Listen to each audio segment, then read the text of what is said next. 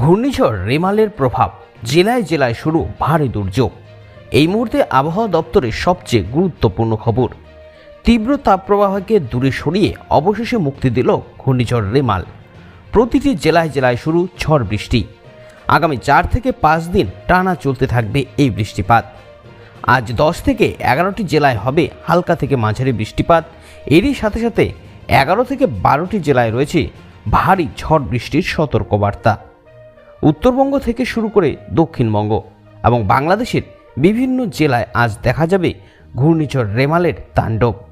তো চলুন এবার বিস্তারিতভাবে দেখে নেওয়া যাক কোন কোন জেলায় শুরু বৃষ্টিপাত, বাকি জেলাগুলোয় কবে কখন থেকে এই বৃষ্টি দেখা যাবে, কোথায় কোথায় হবে বজ্রসহ শিলাবৃষ্টি, কোথায় হবে হালকা থেকে মাঝারি বৃষ্টিপাত, আর কোথায় রয়েছে ভারী বৃষ্টিপাত। এই নিয়ে ঠিক কি বলছে আবহাওয়া দপ্তর, সমস্তটাই দেখে নেব এই ভিডিওতে। তাই এই সম্বন্ধে ভালোভাবে জানতে আপনারা ভিডিওটিকে অবশ্যই শেষ পর্যন্ত দেখুন। আর আপনি বর্তমানে কোন জেলা থেকে এই ভিডিওটি দেখছেন, সেখানকার আবহাওয়া এখন কেমন রয়েছে তা অবশ্যই একবার কমেন্ট করে জানিয়ে দেবেন। আবহাওয়া দপ্তর সূত্রে জানা যাচ্ছে ঘূর্ণিঝড় রেমালের প্রভাবে ভাসতে চলেছে গোটা বাংলা। এই ঘূর্ণিঝড়ের প্রভাবে ইতিমধ্যেই গভীর নিম্নচাপ সৃষ্টি হয়েছে বাংলার উপর। ফলে শুধু ঘূর্ণিঝড়ের গতিপথ ধরেই নয়, পশ্চিমবঙ্গ, বাংলাদেশ, ঝাড়খণ্ড, বিহার, উড়িষ্যা পর্যন্ত এই ঘূর্ণিঝড়ের প্রভাবে ভিজতে চলেছে। বাংলাদেশ এবং পশ্চিমবঙ্গের বিভিন্ন জেলাতে ঘূর্ণিঝড়ের প্রভাবে ইতিমধ্যেই দেখা দিয়েছে দুর্যোগ। আজ 16 থেকে 17টি জেলায় ঝড় বৃষ্টি হবে। আগামীকাল এই ঝড় বৃষ্টির পরিমাণ আরও বাড়বে বলে জানা যাচ্ছে। প্রথমে আমরা চোখ রাখব উত্তরবঙ্গের দিকে।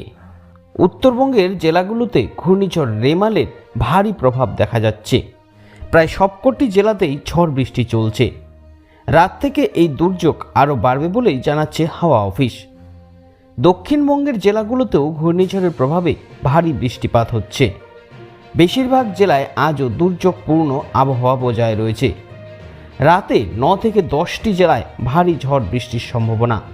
তবে আগামীকাল থেকে এখানে বৃষ্টিপাতের পরিমাণ আরও বাড়বে কয়েকটি জায়গায়। এদিকে বাংলাদেশের বিভিন্ন জেলা এবং উপজেলায় ঘূর্ণিঝড় রেমালের ভারী প্রভাব দেখা যাচ্ছে। জেলায় জেলায় চলছে ঝড় বৃষ্টি। আজ দেশের বেশিরভাগ জেলা এবং উপজেলাতে এই ঝড় বৃষ্টির পূর্বাভাস থাকছে। ঘূর্ণিঝড় রেমাল ইতিমধ্যেই থাবা বসিয়েছে আসাম সহ উত্তর পূর্ব ভারতেও। ফলে এখানে প্রচুর ঝড় বৃষ্টি দেখা যাচ্ছে।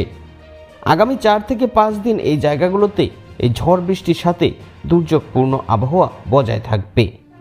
তো পরবর্তীতে আবহাওয়া নিয়ে নতুন কি আপডেট আসছে, সেই আপডেট সবার আগে আপনাদের কাছে পৌঁছে দেব। নিয়মিত আপডেট পেতে আমাদের সাথে জুড়ে থাকবেন।